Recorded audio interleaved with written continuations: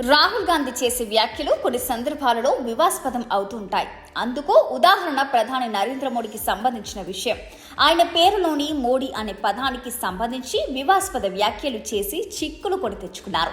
ఇక ఇప్పుడు కూడా ఆయన మరోసారి మరో వివాదానికి తెరలేపారు. అదేమిటో మీరే చూసేయండి. ప్రస్తుతం రాహుల్ గాంధీ భారత్ జోడో న్యాయ్ యాత్ర పేరుతో దేశవ్యాప్తంగా పర్యటిస్తున్నారు. ఈ ర్యాలీలో భాగంగా ఆయన ఒక సందర్భంలో రామమందిర ప్రారంభోత్సవం గురించి మాట్లాడారు. బాలరాముడి ప్రాణప్రతిష్ఠ కార్యక్రమంలో దళితులు, వెనుకబడిన వర్గాల వారు కనిపించకపోవడాన్ని ఆయన తప్పుపట్టారు. కనీసం రాష్ట్రపతి కూడా లేకపోవడం ఆయా వర్గాలను అవమానించడమేనని రాహుల్ ధ్వజమెత్తారు.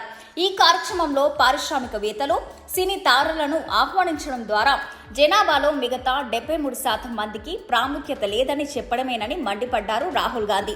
ఆ తర్వాత రాహుల్ గాంధీ మరో ర్యాలీలో మాట్లాడుతూ ఐశ్వర్య డాన్స్ చేస్తుంటే అమితాబ్ భలే భలే అంటారని కామెంట్ చేశారు.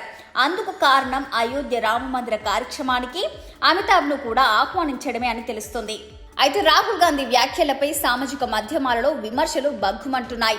రాహుల్ వ్యాఖ్యలు మహిళలను అవమానపరిచేలా ఉన్నాయని అన్నారు ప్రముఖ సినీ నేపథ్య గాయని సోనా మొహపాత్ర.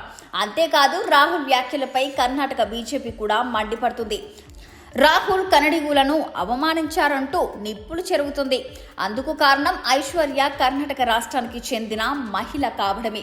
ఇక కన్నడ ఆత్మగౌరవం గురించి మాట్లాడే ముఖ్యమంత్రి సిద్ధరామయ్య రాహుల్ వ్యాఖ్యలను ఖండిస్తారా అంటూ ప్రశ్నిస్తుంది. సాటి కన్నడ వ్యక్తిని రాహుల్ అవమానిస్తుంటే సీఎం సిద్ధరామయ్య చూస్తూ ఎలా ఊరుకుంటారని ఆగ్రహం వ్యక్తం చేస్తోంది కన్నడ బీజేపీ.